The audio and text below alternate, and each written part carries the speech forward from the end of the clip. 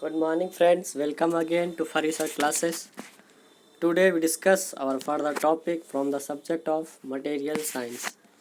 तो जैसा कि पिछली वीडियो हम लोग पढ़ चुके थे मिलर इंडिसेस के बारे में, उसके कैरेक्टरिस्टिक्स के बारे में, मिलर इंडिसेस ऑफ डायरेक्शन के बारे में और Miller indices of direction and there characteristics के बारे में। ठीक है फ्रेंड्स, तो वहाँ पे हम लोग बहुत सारे अच्छी बातें सीखी, उसके स्ट्रक्चर के बारे में जाने। आज का हमारा टॉपिक है स्ट्रक्चरल इम्परफेक्शन। ठीक है, आज हम लोग जानेंगे कि स्ट्रक्चरल इम्परफेक्शन होता क्या है। जैसे कि फ्रेंड्स सिंपल सा वर्ड से क्लियर है। स्ट्रक्चरल से हम जानते हैं क्या होता है। स्ट्रक्चर हमारा मॉलिक्यूल्स की कोई मैटर है, कोई भी सॉलिड है, उसका कुछ स्ट्रक्चर होगा। ठीक है, तो उस सॉलिड का स्ट्रक्चर होगा, कुछ फिक्स स्ट्रक्चर होगा। जैसे कुछ एटम्स होंगे, वो FCC होगा, BCC होगा या फिर HCP होगा। तो हर स्ट्रक्चर का कुछ ना कुछ उसकी प्रॉपर्टीज होती है।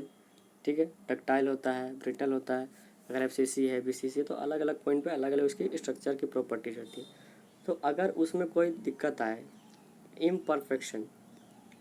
इम्परफेक्शन यानी कि उसके परफेक्शन में कोई प्रॉब्लम आए, यानी कि परफेक्ट ना होकर वो क्या हो, कुछ डिफेक्ट आए, तो क्या होगा, इम्परफेक्शन आएगा।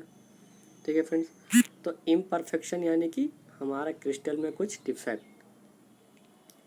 तो क्रिस्टल में डिफेक्ट क्या क्या हो सकता है और कैसे होगा, उसके बारे में हम लोग डिटेल पढ़ेंगे। ठीक है फ्रेंड्स, आज मैं ओवरव्यू दूंगा और कल की वीडियो में आपको एनिमेशन के साथ दिखाऊंगा कि कैसे कैसे कौन सा उसमें क्या होता है, इम्परफेक्शन कैसे होता है, क्यों होता है और कब कब होता है। ठीक है फ्रेंड्स, जैसे हमारा स्ट्रक्चरल इम्परफेक्शन में short range deviation from the true crystallisation.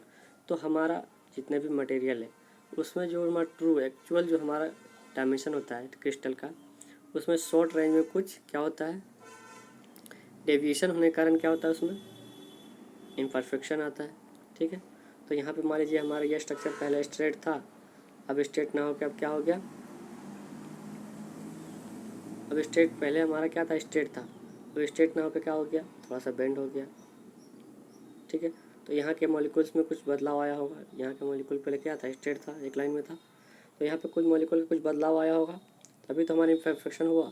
ठीक है, तो ट्रू क्रिस्टलिनिटी का हमारा जो चेंजिंग हुआ वो क्यों हुआ, उसके बारे में स्टडी करेंगे।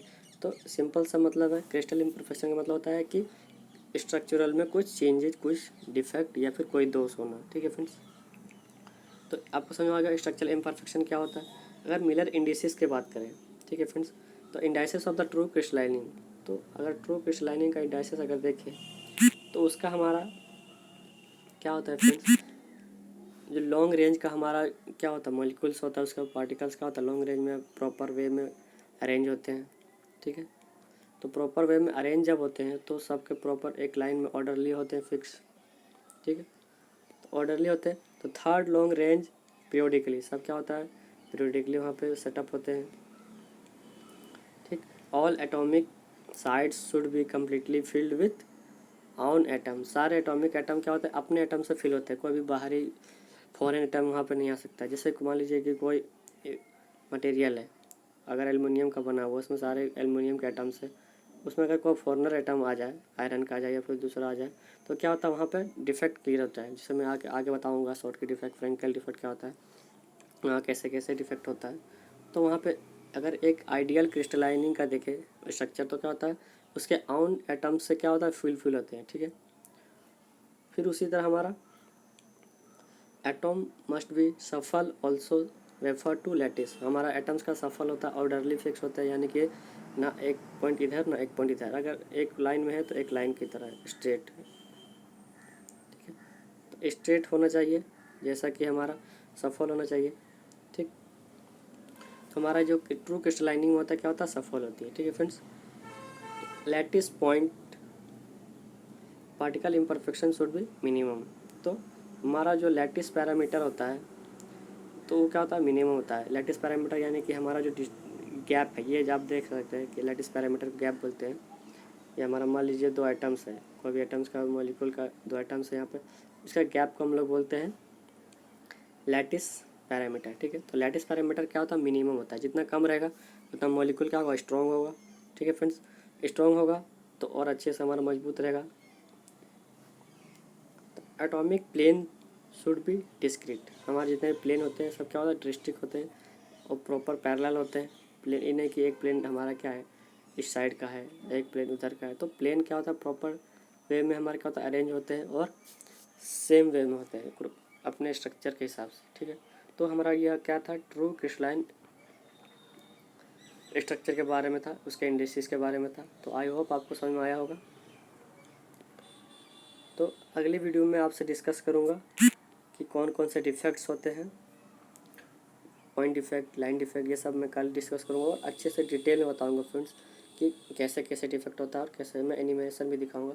जैसे मैं फ़िलहाल के लिए आपको एक इमेज दिखाता हूँ कि डिफेक्ट कैसे कैसे आता है। ठीक है फ्रेंड्स, देखिए फ्रेंड्स, जैसे मान लीजिए हमारा ये क्रिस्टल का स्ट्रक्चर है। ठीक है, कि यह क्रिस्टल का स्ट्रक्चर है, ये हमारा क्रिस्टल का स्ट्रक्चर है। ठीक है फ्रेंड्स, तो यहाँ पे हमारा क्या है, अपना मॉलिक्यूलर एटम से फिल पहले से है। ठीक है, ये वैंडियम, ये हमारा वैंडियम थोरियम का है। तो ये हमारा स्ट्रक्चर पहले से बना हुआ है। अगर मान लीजिए कोई आइटम वहाँ से अगर गायब हो जाता है, वैकेंसी क्रिएट हो जाती है, तो क्या होगा, हमारा मटेरियल डिफेक्ट आ जाएगा, अंदर से खोखला हो जाएगा। तो मटेरियल क्या होगा, जल्दी टूट जाएगा, ब्रेक हो जाएगा। तो ये ब्रेक होने के कारण क्या है, क्योंकि इसमें डिफेक्ट आ रहा है, तो वैकेंसी आ रहा है। ठीक है फ्रेंड्स, तो ये सब चीज़ें हैं, ये हमारे स्ट्रक्चर आप देख सकते हैं कैसे हमारा डिफेक्ट हो सकता है। ठीक है फ्रेंड्स, तो इसके आगे मैं कल बताऊंगा, पूरी डिटेल में एनिमेशन में दिखाऊंगा। Thank you, I hope you get understand better. Thank you.